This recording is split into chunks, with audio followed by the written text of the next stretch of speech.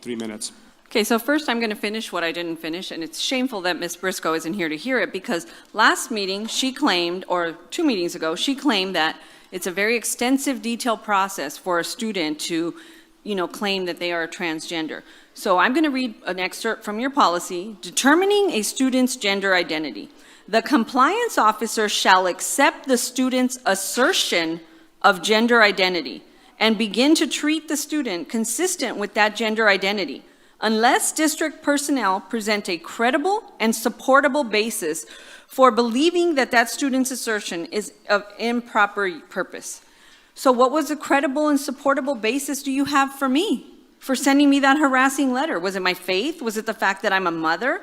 Should I say that I'm a birthing person, and maybe if I don't come up here and say I'm a mother? See, the reality is that your policy and the state policies are so ambiguous that you don't get to have a say in mine or anyone else's gender claims. Gender can be situational. According to your policy... Our board did not comment on these items that you're raising.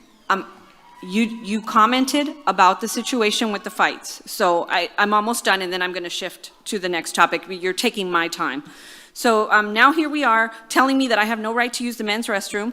Let's see if you are prepared to defend your stance, because you tried to get me to challenge it by going in there again, because you would love nothing more than the opportunity to ban me from your meetings, but I got so much more to expose, so I'm not going to take that risk, because I've got a lot of work to do here.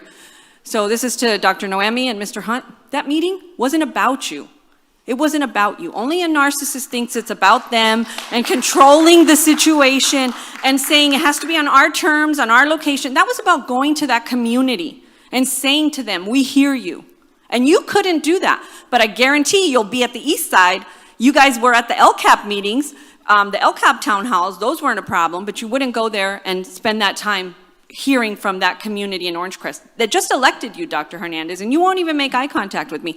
You forgot to mention you were at Miller where you ran into me. The next thing, you say that they're not going to be abortion centers or anything like that. We've already seen other campuses that are already doing that with their wellness centers. And I asked Dr. Farouk, as someone who sits on the board of Planned Parenthood, what is their intention? What is their intention? Is that the end goal? I mean, we have seen what's gone on in other districts. We know what's coming. We're not going to have blinders and then at the last minute go, oh, gee, that's what it is.